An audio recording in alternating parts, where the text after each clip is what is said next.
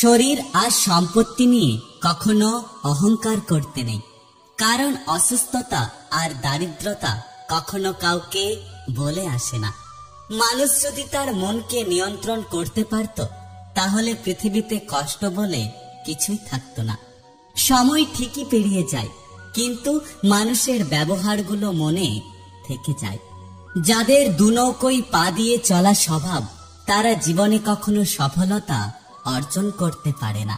যতই উপকার করো না কেন, মানুষ ভুলে যাবে, কিন্তু ভুল করে যদি একটু ক্ষতি করো, তাহলে মানুষ সেটা সারা জীবন মনে রাখবে।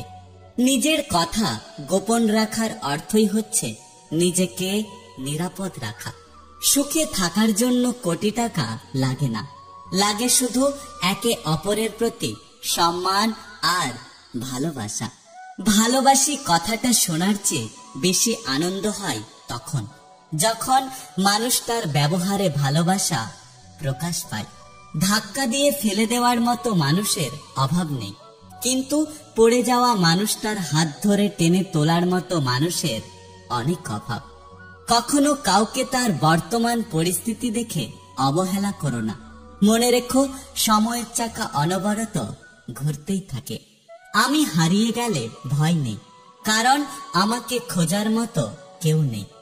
আমার কষ্ট হলেও কষ্ট হয় না, কারণ আমার কষ্ট কেউ বোঝে না। আমি জীবনে যাদেরকে বেশি গুরুত্ব দিয়েছি, আজ তারাই আমাকে বেশি করে অবহেলা করে। সৌন্দর্যের সম্পর্ক চাহিদা পর্যন্ত, আর মায়ার সম্পর্ক মৃত্যু পর্যন্ত। যে ঠকায় সেও ঠকে, যে কাঁদায় সেও কাঁদে, শুধু সময়ের অপেক্ষা। মাথার আকাশটা সবারই এক, কিন্তু বাঁচার জগৎটা সবার আলাদা আলাদা। যোগাযোগ থাকুক বা না থাকুক, কিছু প্রিয় মানুষ সবসময় প্রিয়ই থাকবে। বিশ্বাস পৃথিবীর সবচেয়ে দামি জিনিস, এটা সস্তা মানুষ বহন করতে পারে না। মানুষের চোখে খারাপ হতে গেলে খারাপ কাজ করার দরকার নেই, শুধু উচিত কথা বললেই মানুষের চোখে খারাপ হয়ে যাবেন। একটা কথা কি জানো তো, আমরা সবাই ভিখারি, কেউ সম্মানের, কেউ সম্পদের, আর কেউ ভালোবাসার। ভরসা ছিল, বিশ্বাস ছিল, কিন্তু পরে বুঝলাম ওটা আমার ভুল ধারণা ছিল। কষ্ট তো তখনই হয় যখন ভুল না করেও অপমান সহ্য করতে হয়।